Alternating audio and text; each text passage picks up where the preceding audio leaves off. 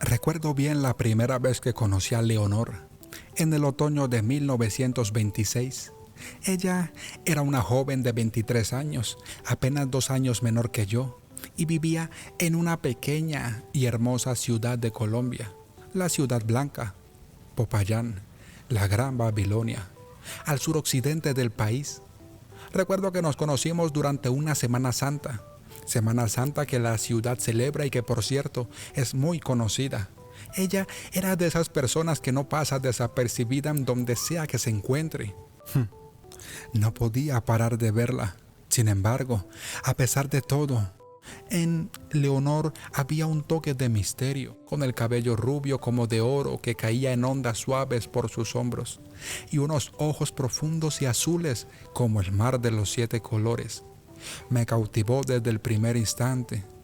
Para cuando me di cuenta, la procesión, como se le llama al festejo que se celebra por aquí en aquellas fechas, había terminado y yo estaba profundamente enamorado de aquella mujer, ya decidido, y luego de mucho pensarlo, me acerqué a ella. Le hablé y, a pesar de mi temor, pude mantener una charla agradable. Mi temor a hablarle era inmenso, pero mis ganas de conocerla eran mucho más fuertes y al final terminé haciendo lo que nunca antes hice: hablarle a una desconocida. Me dijo que su nombre era Leonor Natalia Murray y yo le dije que el mío era Víctor Antonio Roque. Era simplemente hermosa, sus labios un poco carnosos y rojizos y su cuerpo esbelto pero dócil, delicada y femenina, la mujer que todo hombre desearía como esposa.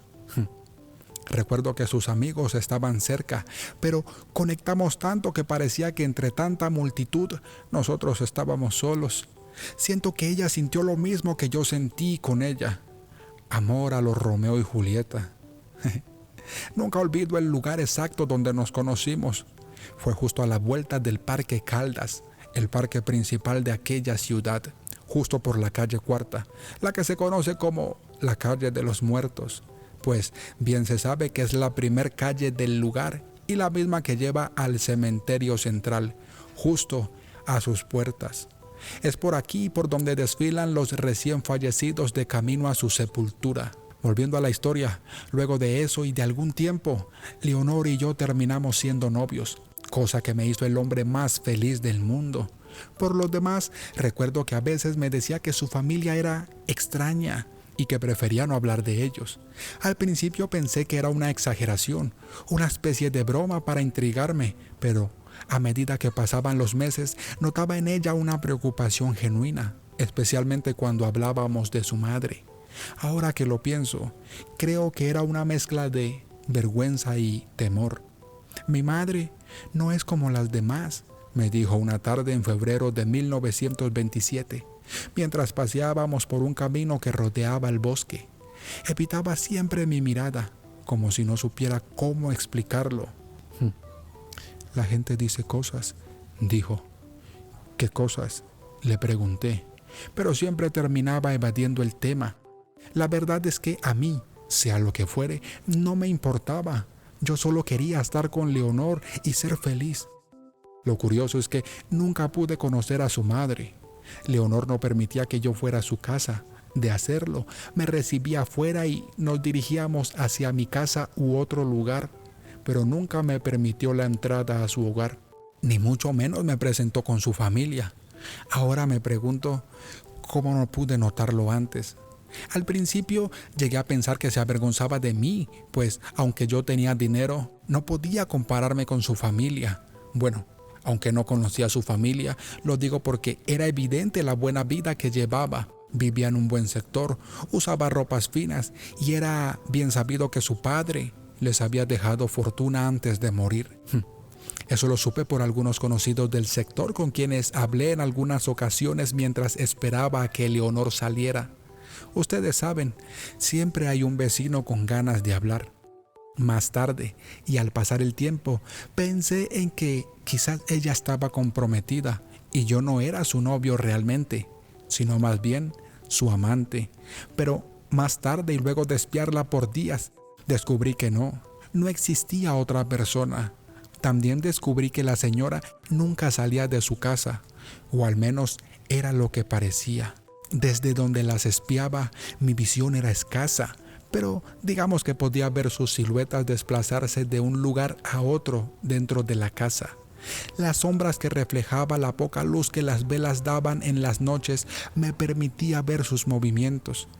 Yo me escondía entre un pequeño bosque que había frente de su casa, detrás del río que cruzaba por un lado de donde vivía Leonor y donde podía espiarla sin temor a ser descubierto. El tiempo pasó y yo cada vez más me sumía en la intriga. Quería saber qué era lo que pasaba con Leonor, por qué tanto misterio, qué era lo que ella me ocultaba. Busqué 1000 maneras de persuadirla para que me contara, pero todo fue en vano. Así llegó noviembre en 1927. Para entonces habíamos decidido casarnos. Leonor estaba decidida a ocultarme de su madre hasta el último momento, o a ella de mí. No lo sé. Era difícil saber si temía más por mí o por ella misma. Sin embargo, las semanas pasaron y la noticia de nuestro compromiso comenzó a filtrarse entre los vecinos. Una noche, cuando fui a buscarla a su casa, me encontré con don Raúl Pantoja, vecino de toda la vida de Leonor y su madre. «Así que tú eres el afortunado novio de Leonor», me dijo en un tono bajo, apenas audible. «Espero que sepas en lo que te estás metiendo». No pude evitar sentir un escalofrío que me recorrió la espalda, pero traté de disimular. Él me observó por unos instantes, como si buscara algo en mi mirada. Luego, sin decir nada más, se dio la vuelta y desapareció entre los árboles. Esa noche le pedí a Leonor que nos casáramos de inmediato y nos marcháramos lejos, pero ella estaba temerosa. «No es tan fácil», murmuró. Luego me dijo que la llevara a su casa, pues estaba algo cansada y quería dormir un poco. Entonces así lo hice, no sin antes comprometerme conmigo mismo a saber la verdad de todo lo antes posible. Esperé al amanecer y fui en busca de alguien que pudiera ayudarme. Hablé con varios conocidos y les comenté mi situación. Algunos dijeron que no debía ser nada importante y que quizás era solo mi paranoia. Otros dijeron que tuviera cuidado, ya que quizás me estaban engañando, y otros me recomendaron buscar los servicios de Madame Liu, una bruja aparentemente muy conocida en la ciudad. Siendo sincero, me pareció ridículo pensar en acudir a los servicios de una bruja, siendo que no creo en absoluto en aquellos poderes mágicos. Siempre he creído que eso no tiene sentido alguno y que aquel que hace aquello es solo con ánimo de timar al más ingenuo. Aún así, y por alguna razón, decidí buscarla. Así como el deseo de aquella vez por conocerla, así de grande, era mi deseo actual de saber lo que se me ocultaba. Fue así como, por medio de un conocido, logré contactar con la bruja. Así le digo yo. Luego de pagar un dinero y de una recomendación exhaustiva, obtuve una cita con la susodicha.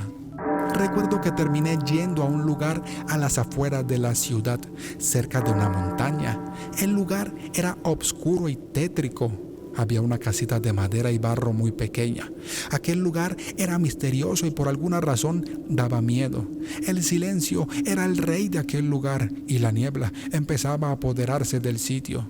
Alrededor habían árboles grandes.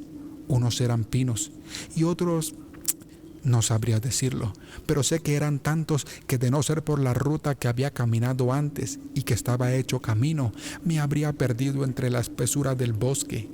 Eran ya casi las 6 de la tarde cuando llegué a aquel lugar. Me acerqué a la casa y subí unos escalones de madera que servían de gradas. Con cada paso que daba antes de alcanzar a la puerta, se escuchaba cómo la madera rechinaba al contacto con mis pisadas. Y justo antes de tocar a la puerta, escuché como alguien dijo: «Pasa, te estaba esperando». Mi corazón latía más rápido y no sé por qué, pero sentí miedo. Sentí una sensación de incertidumbre que me cubría el pensamiento. Como pude, abrí la puerta y por fin allí estaba ella. Me dijo: «Sigue y toma asiento. ¿A qué debo tu visita?». Yo le conté lo sucedido, pero claro, omitiendo los nombres reales. No quería que se supiera nada de mí, ni mucho menos quién era mi novia. No sé los demás, pero es vergonzoso verse en una situación como esta.